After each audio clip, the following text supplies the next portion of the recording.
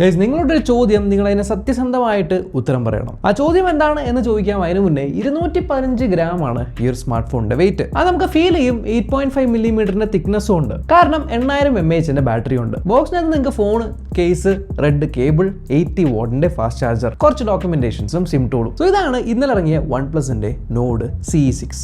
നിങ്ങളോടുള്ള ചോദ്യം, ഇത് ആക്ച്വലി ഒരു അപ്ഗ്രേഡ് ആണോ? കാരണം കഴിഞ്ഞ കൊല്ലത്തെ 120 ഹെർട്സ് വെച്ച് കമ്പയർ ചെയ്യുമ്പോൾ ഇതിനകത്ത് 6.78 ഇഞ്ചിന്റെ 144 ഹെർട്സിന്റെ ഒരു 10-bit AMOLED ഡിസ്പ്ലേ. അതിന് അത്യാവശ്യം നല്ല ബ്രൈറ്റ് ആട്ടോ. പുറത്തൊക്കെ 1800 നിറ്റ്സിന്റെ high brightness mode, HDR support, 1.5K resolution, വളരെ തിന്നായിട്ടുള്ള വെസൽസ്, നല്ല ഡിസൈൻ ആണെങ്കിലും ക്യാമറ മൊഡ്യൂൾ കാണാൻ രസമുണ്ടെങ്കിലും ആ ഫ്ലാഷിന്റെ അടിയിൽ കൊടുത്തിരിക്കുന്നത് ഒരു IR ബ്ലാസ്റ്റർ ആണ്. ഇത് 2 ക്യാമറ ഉണ്ടോ?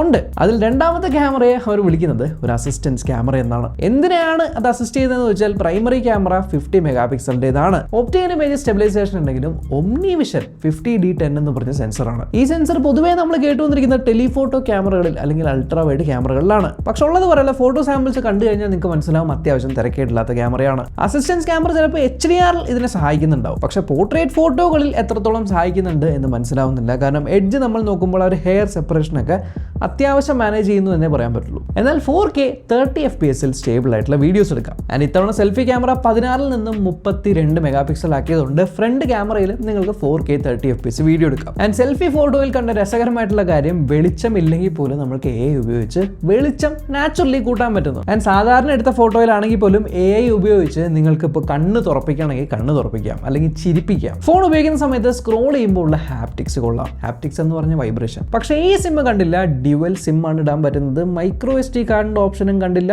NFC ഓപ്ഷനും കണ്ടില്ല. എന്നാൽ Wi-Fi 6ഉം Bluetooth 5.2 ആണെങ്കിലും ഇതിന്റെ ഡ്യൂറബിലിറ്റിയിൽ യാതൊരു വിട്ടുവീഴ്ചയും കണ്ടില്ല. IP66 മുതൽ IP68, IP69, IP69K even military grade certification വരെ കൊടുത്തിട്ടുണ്ട്. അത്യാവശ്യം താഴെയായിട്ട് നിങ്ങൾക്ക് ഫാസ്റ്റ് ആയിട്ടുള്ള in display finger print scanner ഉണ്ട്. ആൻഡ് പ്രീ അപ്ലൈഡ് ആയിട്ട് നിങ്ങൾക്ക് സ്ക്രീൻ പ്രൊട്ടക്ടർ അഥവാ ഫിലിം ഒട്ടിച്ച് വന്നിട്ടുണ്ട്. നോഡ് CE5 ഉണ്ടായ സിംഗിൾ സ്പീക്കർ എടുത്ത് മാറ്റിയിട്ട് ഡ്യുവൽ സ്റ്റീരിയോ സ്പീക്കേഴ്സ് കൊടുത്തിട്ടുണ്ട്.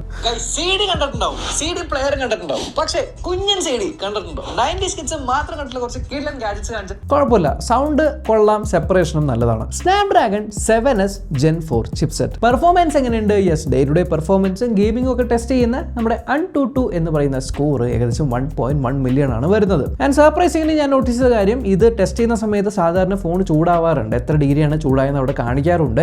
അത് 39 ഡിഗ്രി വരെ മാത്രമാണ് പോയിരിക്കുന്നത്. സോ ഫോൺ ചൂടാവുന്നില്ല. പക്ഷെ കഴിഞ്ഞ കൊല്ലത്തെ ഡിമെൻസിറ്റി എനിക്ക് തോന്നുന്നു E350 അപ്പെക്സ് എന്ന് പറയുന്ന പ്രോസസർ ആയിരുന്നു. അതിനെ വെച്ച് നോക്കുമ്പോൾ ഇത് അത്രയും പവർഫുൾ ആയിട്ടുള്ള ചിപ്സെറ്റ് ആണോ എന്ന് സംശയമുണ്ട്. എന്നാൽ ഇത്തവണ അവർ എടുത്തെടുത്ത് പറയുന്നത് നമ്മൾ BGMIക്ക് വേണ്ടി ഇത് ഒപ്റ്റിമൈസ് ചെയ്തിരിക്കുന്നു എന്നാണ്. കാരണം 144 ഹെർട്സിന്റെ സ്ക്രീനൊക്കെ ഉണ്ട്.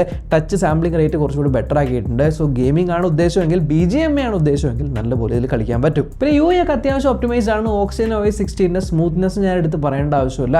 നല്ല സ്റ്റേബിൾ ആയിട്ടുള്ളത് തന്നെയാണ്. Android 16 ആണ് വരുന്നത്. OnePlusന്റെ Aയും പിന്നെ Google Gemini ഒക്കെ ഉണ്ട്. നോഡ് CE6 ഇപ്പോൾ ഇറങ്ങിയിരിക്കുന്നത് 8GB 128GB 29,999 രൂപയാണ്. അതായത് നോഡ് CE5 8GB 128 ഇറങ്ങിയത് 24,999 രൂപയ്ക്കാണ്. അപ്പോൾ ഈ 5000 രൂപയുടെ വ്യത്യാസത്തിൽ പ്രൈമറി ആയിട്ടും മാറ്റം വന്നിരിക്കുന്നത് ഡിസ്പ്ലേയിലാണ്. 1300 നിറ്റ്സിന്റെ ബ്രൈറ്റ്നസ് നിന്ന് 1800 നിറ്റ്സ് ആയിട്ട് കൂട്ടിയിട്ടുണ്ട്. 120 ഹെർട്സിന്റെ റിഫ്രഷ് റേറ്റ് 144 ഹെർട്സ് ആക്കിയിട്ടുണ്ട്. ഫോണിന്റെ ബാറ്ററി ബാക്കപ്പ് കൂട്ടാൻ വേണ്ടി mAh കൂട്ടിയിട്ടുണ്ട്. 7000 നിന്നും 8000 ആക്കിയിട്ടുണ്ട്. എന്നാൽ കഴിഞ്ഞ കൊല്ലം ഉണ്ടായ അൾട്രാ വൈഡ് ക്യാമറ കാണുന്നില്ല. ആൻഡ് ലാസ്റ്റ് ഇയറിന്റെ 50 മെഗാപിക്സൽ സോണി LYT600 സെൻസർ ആയിരുന്നു. അത് മാറ്റിയിട്ടാണ് ഈ OmniVisionന്റെ സെൻസർ വന്നിരിക്കുന്നത്. ആൻഡ് ഔട്ട്പുട്ട് അത്യാവശ്യം നല്ല തന്നെയാണ്. ഒപ്റ്റിമൈസേഷൻ ഒക്കെ കൊള്ളാമെങ്കിലും ആ ഒരു ലിറ്റിയേന്റെ സെൻസർ സൈസ് അല്ല, അതിനേക്കാളും കുറച്ചുകൂടി ചെറിയ സെൻസറാണ് ഈ ഒരു OmniVisionന്റെ സെൻസർ. ഒരു 1TB വരെ എക്സ്പെൻഡ് ചെയ്യാൻ പറ്റുന്ന SD കാർഡ് സ്ലോട്ട് റിമൂവ് ചെയ്തു. എന്നാൽ കഴിഞ്ഞ കൊല്ലത്തെ ഒരു വലിയ പോരായ്മയായിരുന്നു സിംഗിൾ സ്പീക്കർ മാറ്റിയിട്ട് ഡ്യുവൽ സ്പീക്കർ ആക്കി. സോ ഈ വീഡിയോ ഇവിടം വരെ കണ്ടിട്ടുണ്ടെങ്കിൽ ഞാൻ ആദ്യം പറഞ്ഞ ഒരു ചോദ്യത്തിലേക്ക് വരാം.